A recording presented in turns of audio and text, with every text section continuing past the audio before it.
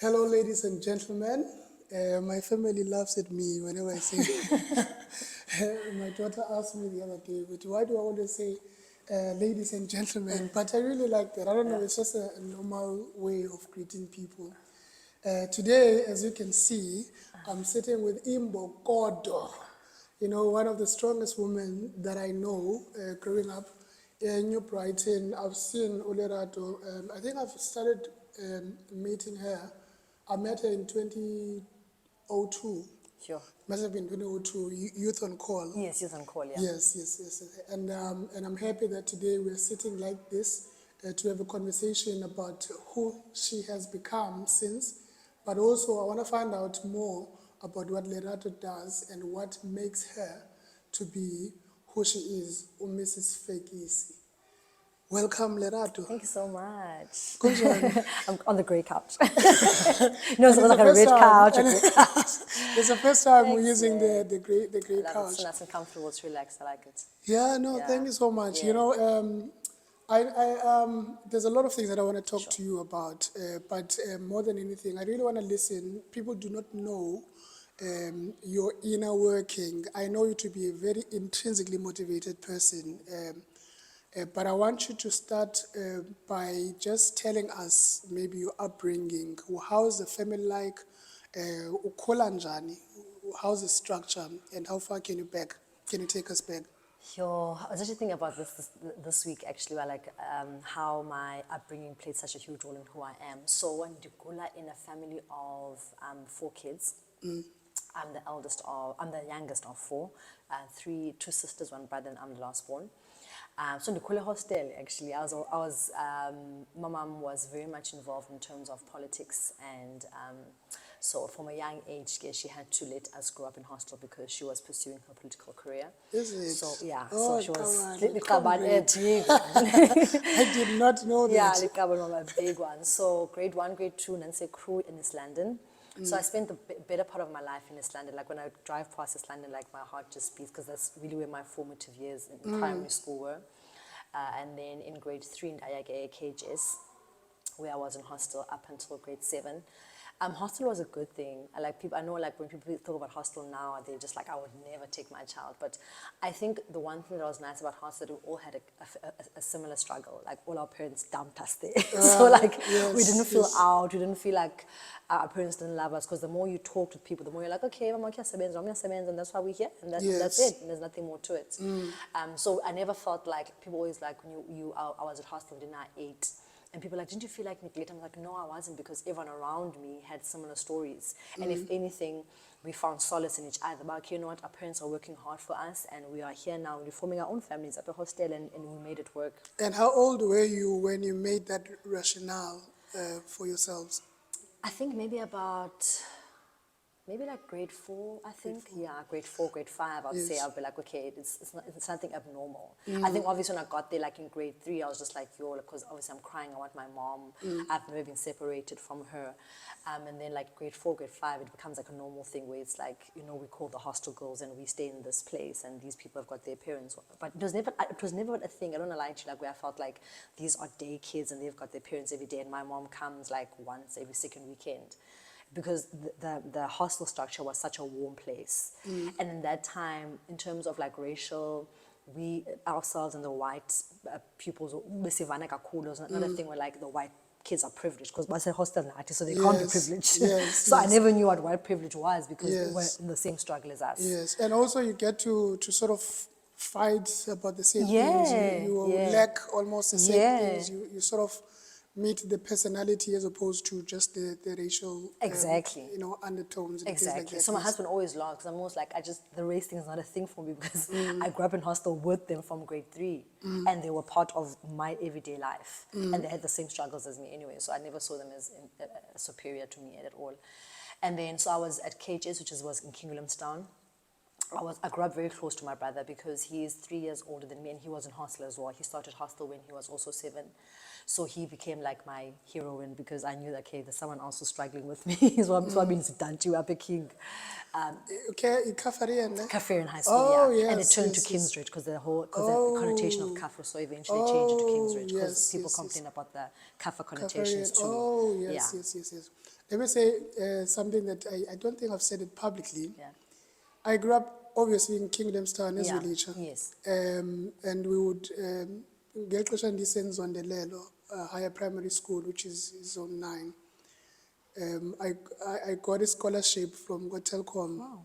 Yes, or at the time I was actually back here in Port Elizabeth, I got a scholarship, but I wanted to go and study at Dale.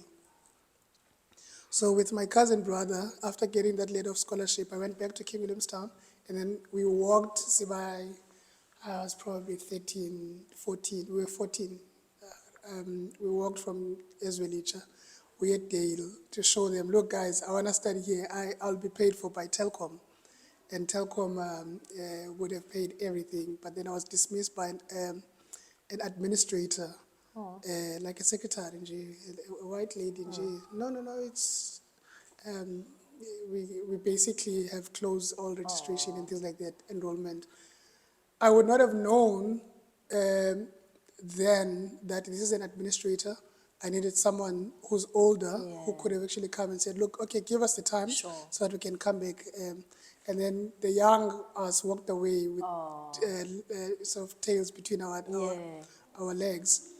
And we would have been dirty, by the way, walking and sweaty and, young kids and stuff. Yeah. So King Williamstown is very close to my heart. I didn't know that you studied there. Yeah, my heart. And I wanted Dale, but Yeah. maybe anyone from Dale must think of something. I haven't healed. You haven't healed for. And Dale was a big deal in Yo, our he used time. to beat us. The biggest school. Like if you went to Dale, you were like used to beat us so much. Yeah. I so much wanted to be part of that formation. Yeah. But King Williamstown, as a child, and what is it for you? Is it a campsite that you go to because you study? Yeah. Is it? Did you make a community? Do you have friendships? What is it? How would you classify King Williamstown for you as that child then? As that child then, definitely home. Home, Definitely home. Because like I would be excited to go back to hostel because I would be with my friends. And I knew my brother was literally like a walk away. And Mama is working hard somewhere. So definitely home. Like, I mean, I was saying to my husband now, like when I drive past King, I know the streets, like I know if you come here, so because that's where we walked, because at that time, there was no public transport for us to go. So hostel girls used to walk together as a group. I know we used to buy the favorite, like till this day, where we bought biltong, we bought ice cream, we bought our lunch things, and the hospital next to KHS. So a MetLife Mall. MetLife Mall, that's it mall. My uncle so worked there. It's a happy place. When I think of King, like I think of beautiful friendships formed, some that I still have today, and just home. Because I think obviously when your mom has to go work at that age, you literally cling onto anything that is like her. And those friendship groups and those teachers that literally made us their kids. Because I played a lot of sports, and because I did a lot of sport care, teachers really took me in because I was committed to the sport as well. So it became like a place where I felt safe, very comfortable, and built a lot of independence, definitely at a young age where you have to just make decisions for yourself and just learn to be on your own and just swim, really. And then how then, moving from that experience, because I know that you led at university a primaria. In a house committee. Did you learn anything from that background, and did you apply anything? I'm skipping because I want to see if there's a link in any way. From KJ's time, I think people skills here, because a hostel, there's no privacy. You shower together, you sleep together, you play together, even in your dorms, because most primary school, you only start having single rooms when you're a senior, which is high school. So from grade 1 to grade 7, you're sharing standard. There's no way you're going to have your own room. So there's never a time when you're by yourself. It's always communal. So you have to learn how to adjust and work with people, which I think hostel taught me a lot about people skills and different personalities and how to deal with different people. So I think at university, that's the one thing that it did teach me. I honestly can't say anything else. I think I was too young to have learned anything at that age that I would have applied when I'm older. Yes. But definitely just how to just work with people. Yeah, because obviously, if you figure primary, you are leading people that are your age, which is not easy because they think that they could do the same thing and probably could, even better maybe. But now you have to get them to trust you and trust your vision and trust your leadership, even though they think sometimes you are good or you could do better. So just learning how to deal with different personalities. I think that's the one thing that I think hostel taught me, because I was in hostel till grade 12. Yes. Yeah. So you actually, you naturally belonged to the space because you Yeah. understood, Yeah. the people-to-people interaction, Yeah. whereas other people are starting to, they are introduced to new cultures, new way Yeah. of doing things, and Yeah. sometimes new races and, Yeah. and religions and all Yeah. of that. And you would have been exposed to Yeah. quite a diversity Yeah. and being in the same communal space with those people. There's a friend of mine. I wanna come back. If you learned any religion Okay. or religious influences whilst at high school, but you can also talk about the university experience. There's a friend of mine, two ladies. One is from Zimbabwe, an Islamic lady, and then the other one was from Kenya, and she was Christian. At Res, they used to sleep together. One a melody, is it melody? Melody, yeah. Where you have two beds, Sure. and they both had to pray. So the Unasir would basically wake, I forgot the other ladies up to pray, and this one will pray to Allah Yeah. in the same Yeah. room at the same Yeah. time. Yeah. This one will pray to God. But this one used to admit that I'm not a morning person, but thank God I'm with Nasira, who's going to wake me up, and they do their petitions in the morning. Sure. In a dormitory, in a space like a communal space that Yeah. you've been exposed to. Yeah. How have you reconciled with the question of religion, multi-polarity of religion as well? So I think in primary school, the one religion was definitely Christianity, AKJS. At that time, there was not much, it wasn't as liberal as it is today. So I think the Muslims, if I even remember them, they were very much shying away from being expressing who they are. Yes. So the dominant, what I remember clearly now, was definitely Christianity. A scripture union, I joined that in primary school, but obviously just because I'd come from a Christian background, so I knew nothing else. And then getting to primary school, there was still Christianity. Muslim, not really. I don't remember them as explicitly as I would in high school. Then I got to collegiate, and then I was collegiate, which was high school, where I got more aware now that there's Islam and this and this and this, and that you must respect the different religions. In high school, I think high school, I think definitely grade 11 and 12 was where I think I started taking Christianity seriously. Before I got born again when I was 14, because my mom is a pastor. And everyone must be saved. Everyone must be saved. You literally be like, what's Tondo's? And you all just like, like, he's 26, you're like, and then he'll sit and he's like, he's Zulu, and all of us are just like. Then the one night I don't know how, but I stuck my hand up, and then he literally prayed, like, gave my life to God. I didn't even know what it meant, or what it would mean for my life. And then, so went back to high school the very, very same year, and I was just like, I don't know what I even did there, but okay, yeah. And then I got introduced to Scripture Union, formed part of the committee, and then only when I found a teacher, Mrs. Van Ooyen, who would keep us accountable, because before it was just Christianity, but now I was in the leadership of Christianity. So there were things that I wanted to do that my peers maybe at 17 and 18 were doing that I would easily have done, but I couldn't do them now because I was a leader within Scripture Union. So then I began to understand, Christianity has got accountability. I didn't even know that. I just thought I could just pray to God and come back, but now there's accountability. There's a certain level of certain things I can't do. I didn't know that Christianity had that at that time. So I left high school very like, I'm gonna change the world for Jesus kind of vibe, especially with high school, because you're saving souls, and every second break you're going up and you're praying for people. Like I think in high school I was a loner because I struggled to identify with what the ordinary 17, 18-year-old were doing, which was at that time party boys and because I was into school, I was into sports, and I was into Christianity. So I struggled then to find the middle ground to say, okay, when I'm not doing any of the two, what do I do in between? So I literally just stuck to these two. Either I was in sport or I was in with God. And I tried not to get in between because I just thought if I go in between, then I'm going to go haywire and God will just send fire and kill me. I want to check if the mic, Okay. because I can see this is on top of the... Okay, let me just put maybe it like put this. It beside. Yes, Okay, yes. yeah. Just want to make sure that With we this get on, the okay. right. This is gold. Okay. That we are getting. So. Yeah, because these are conflicts of a young person in high school. There are those ones who study forever. There are those ones who are always at sports and they are going away and coming back. They're behind with their work. And others, they are professional enough to be taught where they are. Sure. Others, they are sitting in class, knowing everything that should be happening in class, and responsible for the working of the school. Sure. But they never really. It's like you struggle to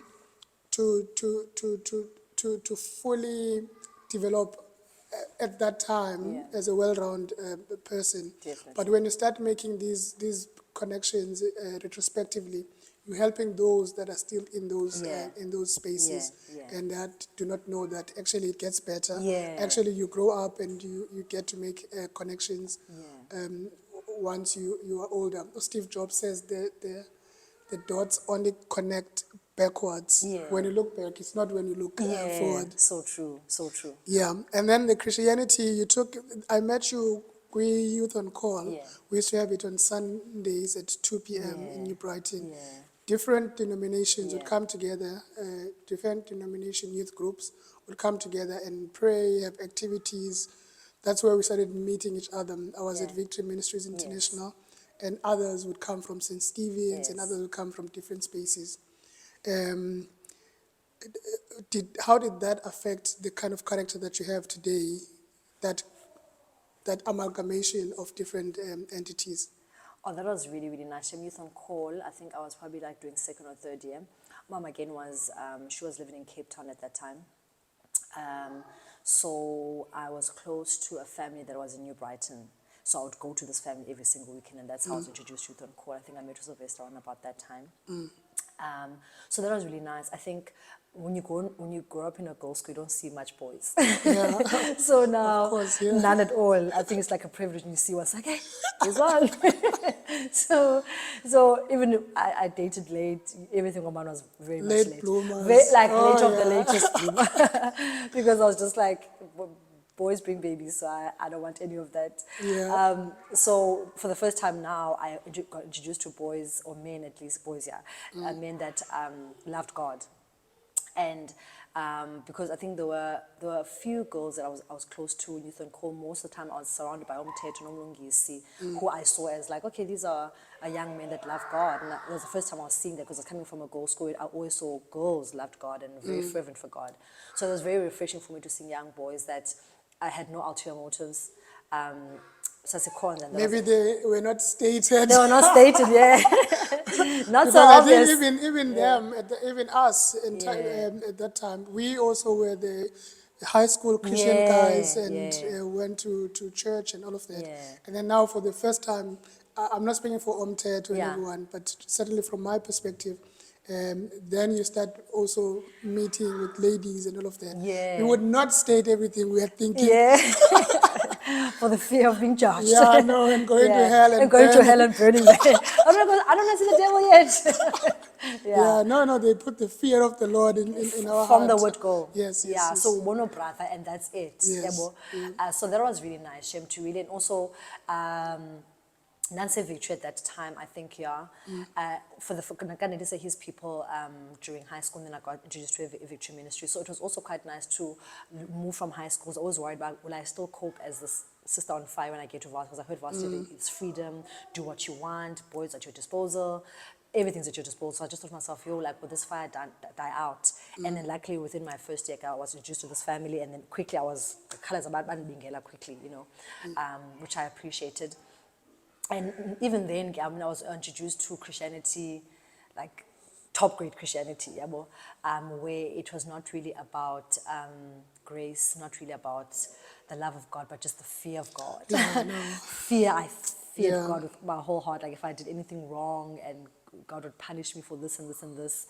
So that part of my life was literally just driven by, I was doing things because I felt if I didn't do them, if I didn't go to church, if I didn't pray in the morning, if I didn't fast, if I didn't... The faith is so much in the works, yeah, in a sense. I had to work yes. hard to please God, Yes. and then I was surrounded by people who, when I say umthetho nomlungisi, were just on the straight and narrow, obviously from what I saw. So I just thought, if I don't live up to the standard that they've put before me, then I'm going to fall short. So that's what I tried to do and failed dismally because varsity was like a roller coaster ride. So umthetho nomlungisi. Umlungisi we were in high school together. Really? Umthetho, I think he was just a grade higher than us. Yeah. And when we were in grade 12, Umlungisi was part of the committee, farewell committee, which I was chairperson of. Wow. So he was the organizer. What happened is that we raised money Yeah. during the course of the year, and then after party, it was 3 days. Wow. We booked, 3 days youngest time? we booked, farewell was on a Thursday, Sure. and then Mr. Bonyoka was the Yeah. guest speaker, and then on a Friday, we skipped a day, and then, the next day was the after party, which was at Dispatch. We hired a house there, Sana. Phezulu, Rebels in got your calls. Ndabeni. We went to tell the police that, look, guys, we'll be here Yeah. for the weekend. Please come and check on us That- if we are that's fine right, for yeah. safety, but Yeah. don't be Yeah. alarmed. Yeah. We are new neighbors. Yeah. We're here to Moving borrow in. some brown sugar. Yeah. So, but after the first night, Yeah. I couldn't take it because Yeah. the fire The fire of alarm and God, yeah. I couldn't take it. Yeah, And yeah. then we left Mlungisi. You are in charge now. You Yeah, just make you sure deal that with them, everything. yeah. They had all the money Yeah. and the food that Yeah. we had actually raised Yeah. during the course of the year. I was like, I'm going back home. Run away. It is our Yeah. apha. Ndizowapha qha. Apha kopela intsimbi You know, zoyapha apha. I know akakuyesu Akakekho. Sozabekho umntu wasekhaya. Soze. But it's like, so these are the names, these are the guys that I know. Umthetho, Yeah. we've done a lot of youth work Sure. in church. We led together Yeah. in the youth structures. Sure. So I'm happy that some of these guys have Yeah. sort of impacted you positively. Definitely. Now let's move at university. You were a star I tried. at university. Like I Lerato tried, was a man. brand. I But I tried. wanted to, there was a time when you contested Miss NMU. That was exceptional work. One of your greatest impact in our lives was actually that moment. Yeah. You had gained a little bit of weight, Yeah. and then you used to jog Yeah. so as to make sure that by the time we figure this competition, you are in shape. Yeah. And we would see you in the mornings jogging, because I was not staying on campus. Yeah. So our taxis would come in, and Yeah. then either we'd see you Kapa kwe Pom Gate, or Yeah. but you had this discipline and program. Yeah. What was happening that time? Okay, so that time, we went for fittings, right? So, first of all, in varsity, I was a tomboy. Like, Yeah, no, I remember the tracksuits and like when I his think of, keeper is to wear or something like that. so even into Miss NMU, I literally, I think the time just to challenge myself all the time. So I literally took a bag, packed what would be gold clothes that I had, walked to where the audition. I didn't tell a single person I was entering. Packed the gold clothes in the bag. The boy, me, took the bag, went to the changing rooms at Building 35, changed into a gold thing, put on the tag because I never walk in high heels. Walked to where the auditions were, put on the heels, and then I knew I could sell myself because I was doing communication and I come from a family of orators. So I knew that if I had to speak anything, I may not be able to walk because I was tomboy, but if I had to speak, I would be able to sell myself. So that interchangeable, it was not like a thing where I was like determined to become number one. I was just like daring myself because I was like, okay, I'm the tomboy, but let's just give this thing a try. And I gave it a try, and and then when you got to made the top 10, and everyone was just like, how do you even make it? You transformed. When like, did you it enter? really Like, transformed. njani? Yes. So with the one day, so now with the top 10, and obviously we could choose clothes. So by the saddest thing, you had to go choose a truest. Truest sizes are small, very small. So all the girls literally are like 28, 26. So we're busy fitting, and they chose outfits for us. So they're like, Lerato nazi zakho. Okay, so here I am. All the girls are like, yo, can you see it fits me? And then Zaba fitted, and then everyone's done. So I was the last one. So and then I'm literally like in the change room, and I'm just like, I'm in the one leg. And that killed my self-esteem, because I'm thinking to myself, all the other girls, Zaba fitisha. The pageant is like a week's time. I don't know how in the world I'm going to go from a size 36, I think I was then, to a size probably 28 to fit into the clothes they chose for me. And the lady was like, no, and obviously now they're like, Puma, and I'm thinking like, I'm on the verge of tears, because I'm just like, they don't have bigger sizes, and I just have to fit into these clothes, because if they find me bigger sizes, it's going to go against, because it was the specific theme, that's why they chose those clothes for us. So then I was like, and she was like, do you want us to change the sizes? I'm like, no, it's fine, I'll fit into them. And she was like, you've got a week. And I was like, I will fit into them. I don't care what it takes, but I will fit into them. So I never ate. I ate an apple and jelly babies for 7 days. And I ran every morning and every evening, twice a day, on an apple and jelly babies for 7 days. If I snacked... Where did you get that from, apple and jelly babies?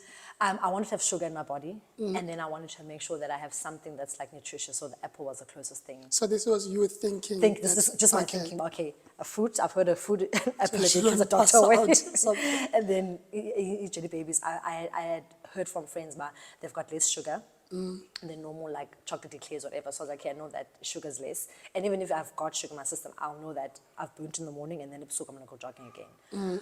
So by the time the pageant came, like I was literally bones. Like if you see the pictures of, like I was so thin. And then obviously while we were rehearsing, they'd bring us KFC, they'd bring us Nando's, because obviously we were rehearsing day and night, how to walk, how to answer, how to stand, how to sit. Imagine, they still bring that kind of And I'm food. like, I'm fine, and I'd literally just bring popcorn, and I wouldn't have salt in my popcorn. And they're like, Lerato, eat it. I'm like, no, guys, I can't, because I'm going to fit into those clothes. And lo and behold, when the pageant came, I fit into the clothes. So like, I've always said, like, I'm very competitive with myself. Like, I'm to a certain extent too hard on myself, because if I tell myself I'm going to do it, even if I have to die doing it, I'm going to definitely do it. So that was the first time where I challenged myself, and I was like, within 7 days, I think I lost like, I don't know, close to 10 kilograms. I was a stick. No, that was a transformation. Yeah. That's and it was something that we saw. Yeah. It's a different thing when you know the story, you've heard the story, you've read. Yeah. But because now it becomes part of your reference point. Yeah. You know, what cannot be done in this, Yeah. in this context. Sure. What can I then do? Yeah. Because we had a series of motivating stories that were happening during that time. Yeah. And there was also the impact of FCF as well as these young people, driven in different persuasions to be the best they could be, also representing the faith in the best way possible within the university as a microcosm of society. So then you became the first princess as a result. Yeah.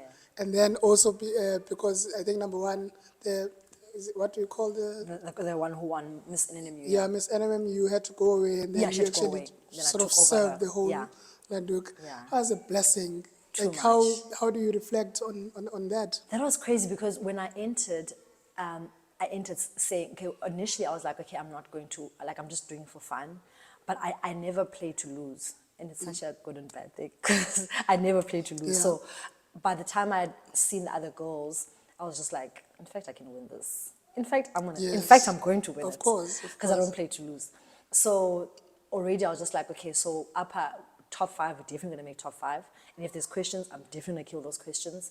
And I already knew that there's such a strong, because I was already quite popular in school, I just knew that there's such a strong support that's going to come and watch me, and that will just make me even more like, Yes. Were you already prim then? Yes, I was prim. It was the same year. It was the same So you have a whole block of ladies coming. The whole flat. Like I'll make your life miserable if you don't show better up. put a banner up. Yeah, well, so I just knew I'm going to win. So when I didn't win, I was just like, I'm quite excited, because I told myself I'm going to win. And then when I was called literally like a week later, but by the way, this girl is leaving. You now have to take over. And I was just like, I did say this. Because that's a win. I did say this. Yeah. So then literally my life then just changed, because it was for the first time, I think, in our year, Shandon, where Shandon was intentional about us using the platform. Shannon Shanek. Yes, Shanek, yes. Sandile. Sandile, Yes, yes. yes. So We he call was him mine. Sandile. He was Mr. NNMU that time. But it was the first time yes. where he was like, Lerato, we're not going to just take this title and just be like people that attend and say, but we're going to be impactful, because I think he wanted to run for SRC. So he was like, we're going to serve. We're going to find out what the student issues are. We're going to try and solve them. We're going to literally be like a voice for the students. So we attended everything. There was like this rally here, if there was this debate here, even we just came and sat in, but we were like literally on the ground to find out exactly how can we just bring about tangible change for students, which was nice because Shannon was very like, I'm like, He was very popular. He was huge. Shannon, He was huge. And I'm happy that you brought his name up, because I didn't make the connection. Yeah. I didn't know that Yeah. you basically held that fort at the same time. Yeah. Shandon Shanek was a white young man, I think raised in a farm somewhere. Yes, yeah. So he was fluent in English, Afrikaans, and isiXhosa. Yeah. Same way like Samantha Payne. Yeah, same. So a male version, it's Nelson Mandela University of Paqamba, Yeah. Samantha Payne, is Sandile Shanok. Shanok, yeah. Yes. I met him when we were camp leaders with Ulanduka Podluando. Sure. Saika camps. Yes. What is that place called? Campsite? Some K. Yes. And we also shared a room. I think there would be 3 of us in one room as leaders. But he relayed something that is, maybe it's a good time to share this, because he passed away through a car accident. Whilst he was still at varsity. Remember, this is one of the stars at the university. Yeah. So the school was just bleeding. Student leadership was just bleeding, weeping. Someone that could connect easily, transcend between different generation, racial groups, students and management. You had trust in this young guy's leadership. Sure. Not because of of his skin color, but also because he has touched the heart of students and student leadership. I've learned 2 things from that guy. Firstly, he would say that even when he walks from one place to another, he needs to allow time for himself, because he knows that he's going to meet students, and he can't rush as a leader. I'm coming, I'll be back right now. No, he needed to pick up these issues, as you were saying, from the students. And so that element of time and allowing the students to sort of touch you, or people that you lead to touch you and feel you and know that you are in a hurry, yes, but not for them. Sure. Secondly, when he was going to do public speaking, he would say that he would tie his shoelace behind his ankles. Yeah. It gave him a sense that there was somebody standing with him on that platform. These are practical things as a leader, as somebody who is either drawn into leadership, pushed into leadership, all of that.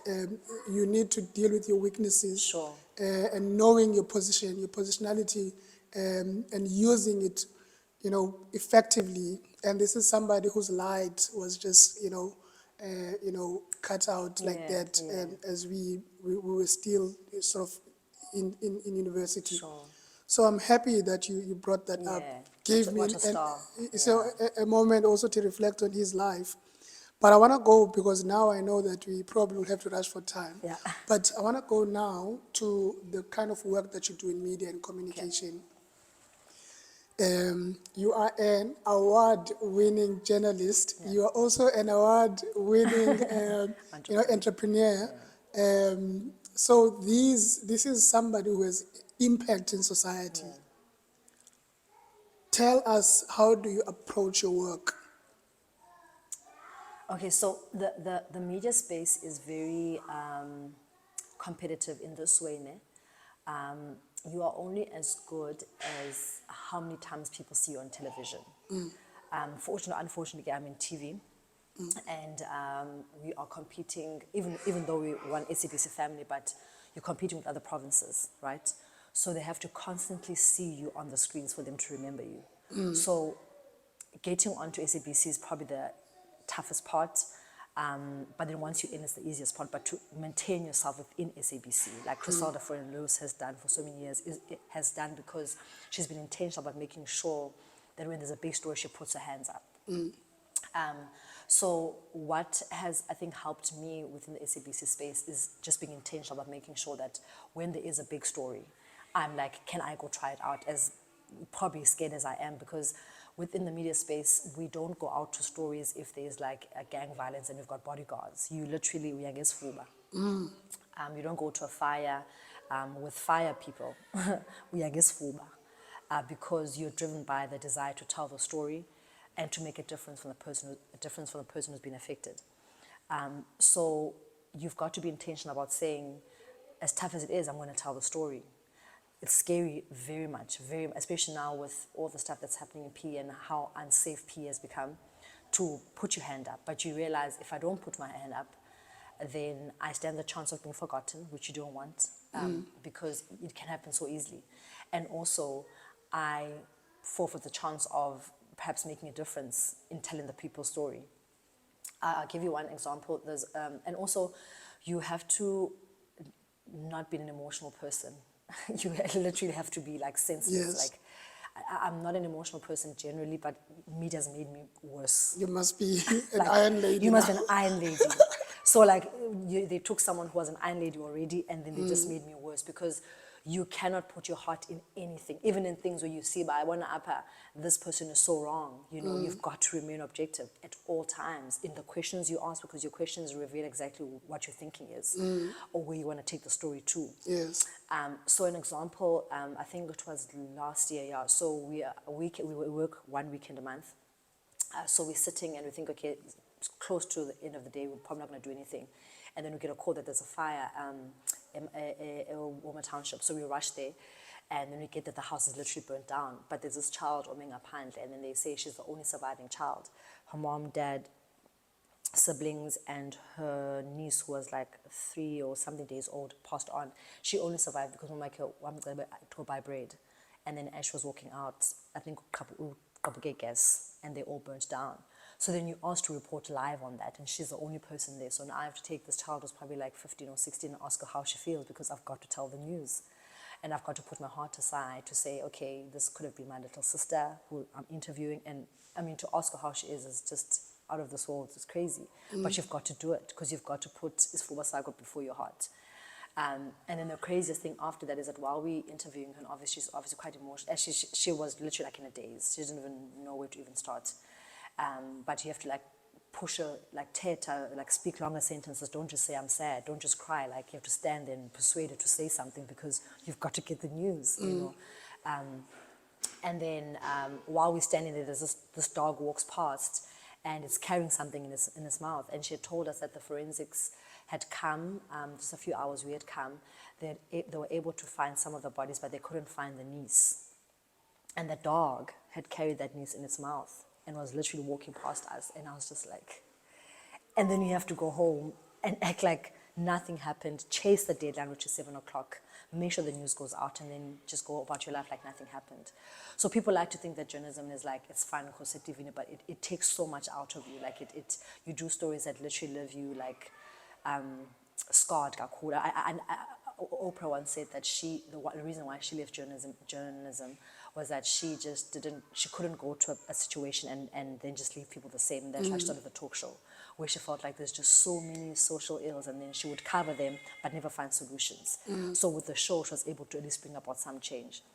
So journalism is nice, it's fun, I really love it. My heart and soul are in every story that I do, but it's also tough. And I think that's the part people don't know about it, is that it takes a lot. Like I get home and I watch Cocomelon. I don't want to watch any news. People are like, are you watching CNN? I'm like, no, like I'm watching like Influence, it's fine. Like, you come to my house, because I'm just like, I can't be in from 8 to 5, and then at home you're still at work. No, and it's even there to like the whole time. It's like it's SABC. You're watching it the whole time to see what's trending or what's happening.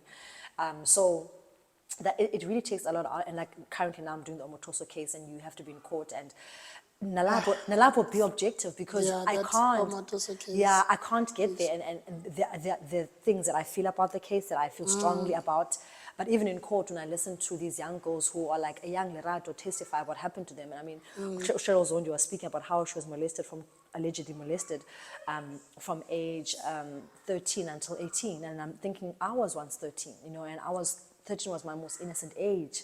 I would never know what it was to be molested. Like, how does she even ration that in her mind? You see, know? this, let me just briefly, Yeah. maybe this is probably going to be the longest conversation. But there's something also about law, right? Yeah. Because now this case will be based on someone remembering what had happened. And sometimes the details are, you know, you don't want to listen to the grueling details that these guys want in order to prove or disprove someone's testimony. Memory doesn't work in such a way that the timing is sequential. Yeah. Memory is not time. Yeah. Memory, you receive something, and then in different boxes it is partitioned. Sure. Sometimes you can remember two different events as if it's one event, Sure. because memory was not supposed to conjure that reality of the day. Sure. When we remember this day, we won't remember it sequentially. Never. I walked in, this is what, but you'll remember what happened. Some things will touch your childhood things, so they will stick even more vividly than others that will just be like shelved elsewhere, like discard this in 2 minutes time, you know. And then the whole case is based on the recollection of this particular memory. I was reading a paper, a journal of the 9/11 incident in America, where now I think about 10 years later, where the victims and people around were asked to recollect where they were when this had happened and all of that. You know, people would be adamant that, no, I saw this plane coming in my room when I was in my room because I could see it. And then when you go to that room, it's not even looking towards the World Trade Center. Because memory doesn't happen like that. So the brain sort of collects things. Cheryl's plight is the most difficult one because now she needs to, in her own little story and her own world, she needs to give evidence that will actually pin this perpetrator or what do you call alleged perpetrator. And I worry about that. I worry about how the law is based on memory, and memory doesn't function as the law thinks it should actually function. But that's for another day. People don't know that you also started paid TV. Every radio station. And you've done a lot before getting to the SABC, and you were diligent even then, and which has led you to where you are today. Maybe briefly, do you want to reflect on the before SABC experience? So in SABC only was 28. You know, most the 20s, like most 20-year-olds now are just like, I'm 22 and I feel like my life is falling apart. And I'm just like, at 22, you guys are playing games. Like, life is only beginning to make sense now as you go towards 40, where you're like, okay, now things I can nod my head. But before this, literally, we were just like winging it and hoping it works. So I always say, especially the 20-years, the dots connect backwards. There's just so much pressure on young kids, like people, especially when I'm 20-something. Like I find between 20 and 30, like the pressure and the suicide rate is so high because they're just like, I've got 10 years to figure it out because by 30 I must have the Range Rover, have the picket fence and the 2 garages and have this handsome husband. And we got to that. And the kids. And the kids. And it's like, we started late. We started way late. bloomer. Someone says that everything can happen within your lifetime, but it won't happen all at once. So you must be happy with the fact that this is the milestone that I am getting now. I'm trying to organize this to function appropriately. Family is another dynamic altogether. But so I only started school, I only started varsity when I started SABC when I was 28. And that because I just left varsity obviously 21 and I'm like, yo sana, I'm going to be bonang. Like, so for SABC, and then I said TV, I said because I've got MCC, no experience, just MCC from NNMU, which is one of many universities, by the way. It's not like it's the top, it's not like Nzansuke Harvard. But obviously when you leave varsity, just like I've got a degree, you know, and it's a big thing. And then I left and then didn't get into any media school within the first year. I waitressed for a good year. And then eventually I got a break in a BFM. But Napana obviously Kingfish FM at that time, Lutlav, who's now Lutanda yes. Shosha, Yes. she was leaving. She was going to go to Bay TV, and they needed someone to replace her at Kingfish FM. So I went in there, absolutely no experience whatsoever, just wanting to just get a break in.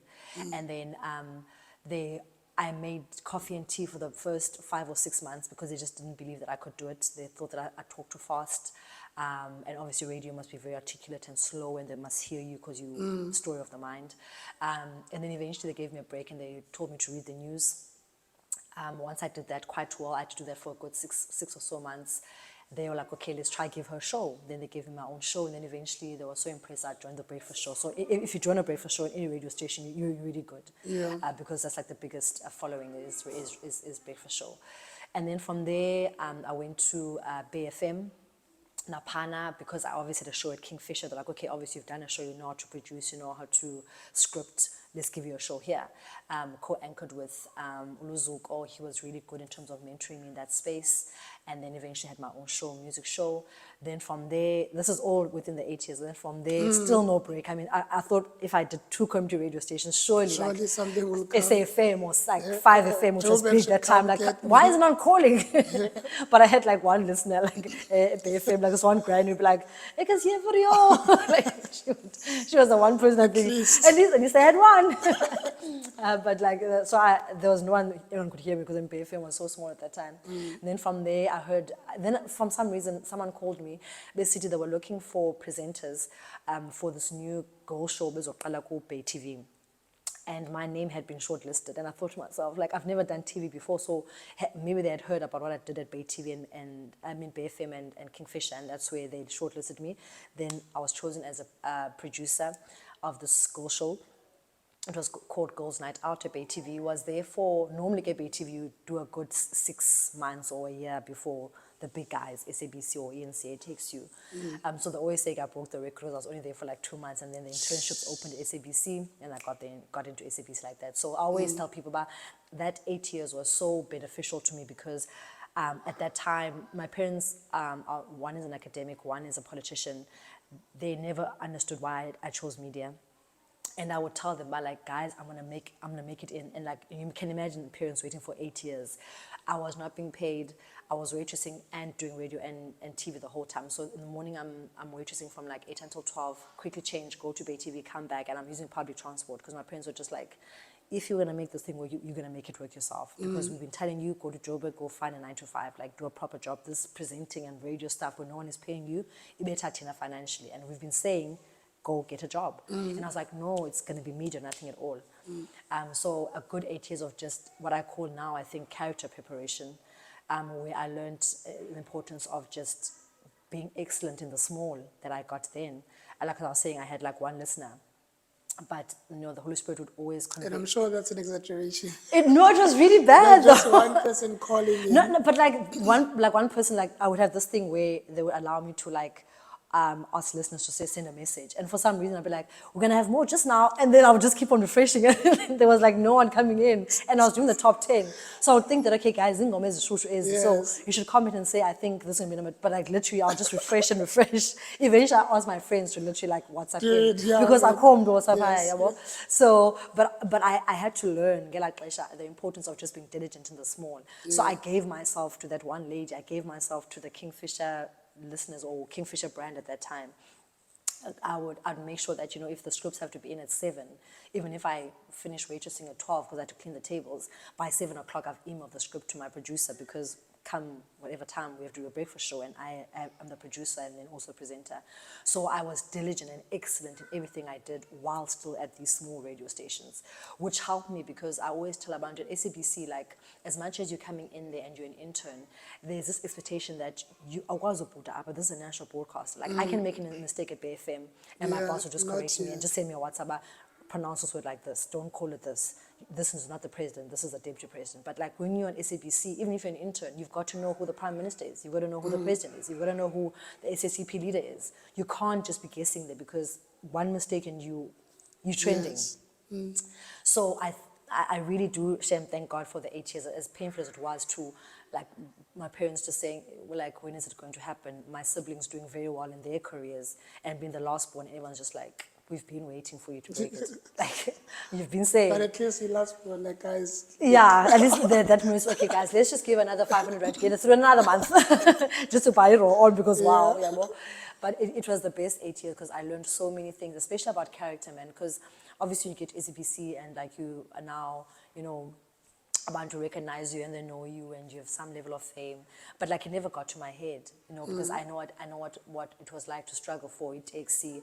I know what it's like to no one not to even know you. So till this day, when people see me in the morning, they're like, "Oh, Lerato Fekisi," I'm just like, "Okay, bye-bye, guys, I love you, peace." Yeah, but it's quite awkward because it doesn't get to my head because I just know how I struggled was to get there. If anything, it humbled me with SABC. Like it never got to a point. I was like, "Yo, I've made it." It was just like, I've got to work even harder now. Because now there's like an international group of eyes that is just looking pair of eyes. And I can't make a mistake. Whatever I learned, Shem, like 8 years, and literally made sense. It could just be CNN. It could just be CNN. And I'm like, Oprah's my friend, you know. That lady, who was the first South African lady that Lerato Mbele. Yes, Lerato and she's still doing so well internationally. Oh, yes. Because I remember when I used to watch a lot of news, but I stopped. Man. I thought, I must go and do something with my hands, you know. Because it gets frustrating to watch. It gets frustrating, yes. And also because you get, I'm not trying to decampaign your profession. No. I'm saying TV, constantly watching that, you think that you should automatically become that and not know that there's work that you need to put in. And the people that are actually appearing there are actually working as well. And as you have just narrated, that comes as a result of so much work that has been put in. Briefly, how do you motivate yourself? How do you drive yourself when your body doesn't feel like it anymore? Sure, I think, how do I drive myself? I think I'm very self-driven. Like I've never struggled, Shem, I'm not gonna lie, like with self-motivation. I think like it goes back to my childhood because when you're in hostel, there's no one to really motivate you. Yes, you must fight. Fight to have tuck-shop money by Friday. Fight to stand out among other girls in a girls' school where there's so much competition and they're going to choose certain girls for certain things. So I think it comes from, and also my father, I met him at a much older age. So there was never affirmation from the male side, you know, like that, the typical perfect home, if you want to call it that. So I've always had to just drive myself. I've always to say, like, you just got to do it because no one's going to push you to do it. And Mama was too far away, so I had to just figure things out myself. So I think it comes from that way. I don't need people to push me to do things. And it comes from just being a child who was alone and having to just push myself. I think it just was inherent in me, which I always say, like, I think I'm grateful for hostel times because now I don't need much for me to get it done. Like I always say, like, I'm myself's own enemy. Like when I don't want to do it, then I crash. But when I do want to do it, then I do it properly. So I think what pushes me is just knowing exactly what I want to achieve and then just getting my mind to actually be like, okay, we're going to do this. It's definitely going to happen. Wire myself up. I have to work on myself more than reading the books and stuff, which is good. I read a lot of like biographies, which really helps me a lot. Watch a lot of podcasts, women that I admire a lot, especially in the media space. But in the end, it all goes, I mean, I can get a lot of motivation from that, which is good for me. And I can make reference to that. But I think in the end, what makes me decide, okay, I'm definitely going to lose the weight after baby number 2. I'm definitely going to do this, is myself. Just like, okay, I've moped enough, I've cried enough, I've eaten enough, I've watched enough motivational videos. Let's just go to gym. Let's just go and do it. Yeah. Okay, so we're about to close. We're about to finish this one. But you come also from this genetic pedigree. Someone who's a politician is you know, people underestimate the drive that you have to have as a politician. You know, we talked with Bonga Niman, who was in this podcast earlier in the year, about the ability to drive a conference and bring people from different camps together. And people underestimate because we rely on whoever emerges from that organization as a country. And we just see someone engufikile Mbalula. We just see someone engu Cyril Ramaphosa. It really takes a lot. And we still need that because our democracy is based on a functioning legislature, legislative structures, whether national, provincial, and regional, to function. So you have this, genetic thing from your mother, and then there's this academic gene from your dad, Professor Lanuka Tipa. I don't want to talk much about the parentage, but I want to find out if you've made any what is this? Not conciliation. You've made sense of their genes into your body, into who you've become. Can you pull something from this side and that side? Academic, not really. I'm doing law now. Maybe something. No, You're doing I'm law doing now. It's my second year. I'm actually, do you know the weird things that like I did law while I was still pregnant. From somebody coming from media and communication. I want to get into digital law eventually and open my own digital firm, digital law firm. Yeah, so I'm doing second year law now, and for some reason I'm getting cum laudes for my law, which is just crazy. You see, so sometimes it takes you being a parent. I guess so. To actually, but I think for my dad, I think it's more like a. I think for my dad, it's more a character thing. My dad is a very calm. My mom. Yeah, your dad is calm. Calm with a capital C. And then Mama is fire with a capital F. So I think I have a bit of both. Like for my dad, I think, and the nice thing about my dad is that even though he studied as high as a professor, like I never felt... He was a dean of arts at Nelson Mandela University. I didn't know him at that time. I wish I knew him. Yeah, he was a dean of Faculty of Arts. So but as much as I think also the humility comes from that, in that both my parents have done so well. My mom politically has done so well. She served under Darren Mbeki for some time. My dad has been a dean. But it was never conversations that we would sit around and have about how great they've done. It's only when people come to my house and people point out, you know who that guy is? And I'm just like, oh, he's a big guy. But my parents never ever made us feel like being a professor was the ultimate of life, or being associated with a certain type of people within the political sector is a certain type of achievement. So I think my dad, even academically, I mean, none of us ever aspired to even reach as far as honors. And he's been okay with that. He always just... Does he correct your Xhosa though? My Xhosa, he's just like...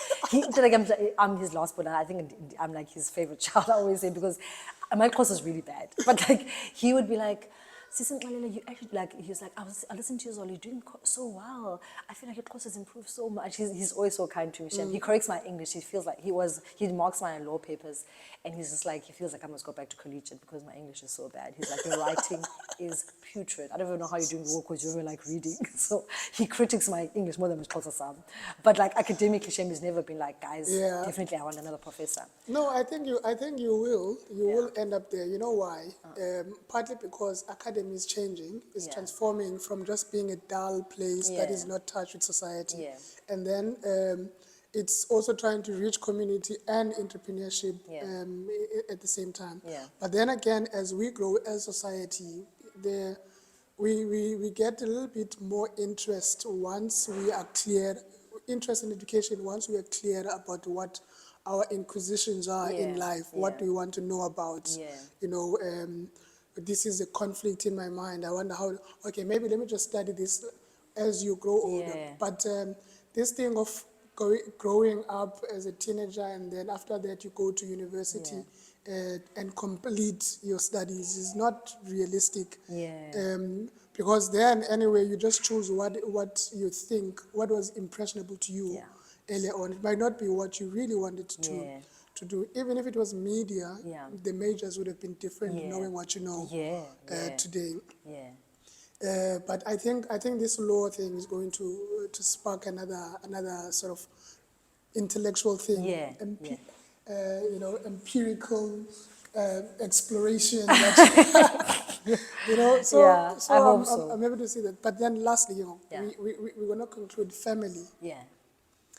How do you become an award-winning journalist, an award-winning entrepreneur, and still be able to run a family? You know, a company, work, professional work, and then family. I know it takes an iron woman to be able to excel, to get it function, to get all of these things function sufficiently, to get them to excel. It's tiring.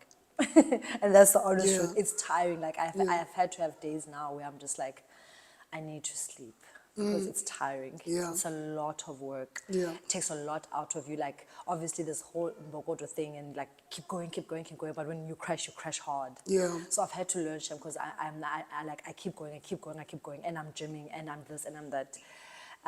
So it's tiring.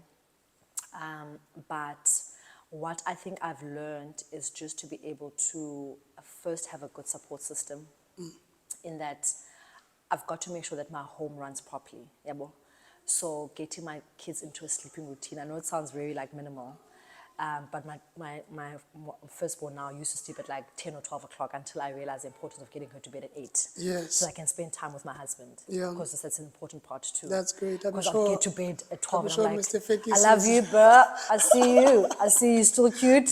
Good night. Because your kid is running around the whole night and I'm tired. Yes, yes. So I've had to learn like to literally like prioritize the small things. Yes. And I always say like for me, if my home is running well, then everything's gonna go properly. yeah. Once there's instability at home where my kids are sick or I'm not well or we don't have a nanny and I'm trying to find one, then everything goes haywire. So I'm always trying to get the nanny. Yeah, Yeah. I'm on number, I don't know what.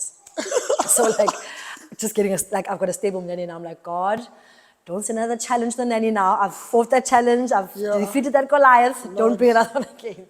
So Yeah. when my kids are home and they are taken care of, I know that after school they're gonna wash, change, and then home is good. So I've learned also to delegate. Like when I get home, Sissy, you must wash the kids. Like before, obviously, I'm like, I'm gonna wash my own Damn, kids. yeah, I'm no. gonna cook my own husband. Look at me now. Like he's eating the nanny's food because I'm just like, I cannot cook for you. In my head, it makes There's sense. food. There's There's food. food. There's So obviously, when you're growing up, like I said, I pack like mufaz, and now it's like, yeah, the one who comes at 6 o'clock home. So I've learned to like delegate responsibilities. Yes. To Sissy and Lini. And then obviously with the business, I work with my husband. Even Nalapo, before I was like, I'll do everything. I'll drop the ladies off. I'll pick them up. Then he was like, no, let me drop them off. You go work. Let me pick them up. You do this. Yes. So even within the business, it's like we've seen where each of us are strong at. He's strong with the business side, the financial side. I'm strong with recruiting and getting business going. And he's strong with the marketing, the advertising, the business side of it. And I've learned to let him do that and not try to do that because I can or whatever. I feel I can do everything. And then just resting. Definitely resting. I think like and especially as like the woman space is very competitive. Unlike it was like 10 years ago, there's just so many people now within this influential woman space. Yeah. And we all feel like we've just got to do it all, because if I don't do it all, someone else is going to do it all and then it's only so And then you did Mom's Day. yeah, Mom's on the Self-Care 3rd of Day, June. yeah. Mom's Self-Care Day. Yeah. Does that come from an experience of, look, guys, care for yourself? Yeah, care for yourself as Talk mom. about Yeah. that briefly. So we did Mommy Self-Care Day was just about just a space where moms can just be human beings because I feel like we're on autopilot most of the time. So I just wanted to create a safe space where we can just talk about what I call conscious parenting, which is about the parent healing themselves first to become better parents. Because I feel like a lot of the stuff that we are doing to our kids is a result of unhealed scars in ourselves. So the psychologist, Dr. Elsa Biggs, talked about that a child who jumps on a table shouldn't trigger you to mlahla ngenduku. That reaction is a sign of something wrong with you, not the Yes. child. Okay. But not to say that some cause it, like, but then you shouldn't be like, shouldn't make you feel like Yes. you're going to kill them. Yes. That shows Yes. something wrong with you.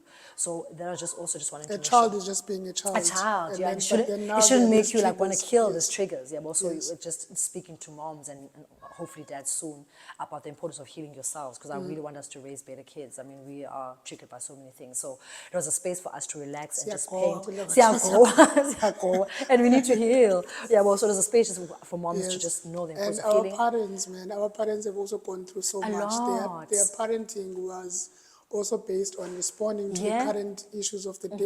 And So we can't blame them. yes, and also they've been treated in a particular way professionally for their lives, and then Yeah. they have to actually be humane Yeah. and raise human beings like us. And Yeah. so there's so much that we have to unlearn from them. Yeah. We can take some things, principles we've learned, Yeah. their ability to make things work, from nothing they can build, But I realize that we need to take ownership of our children and how they Yeah. actually are raised. Yeah.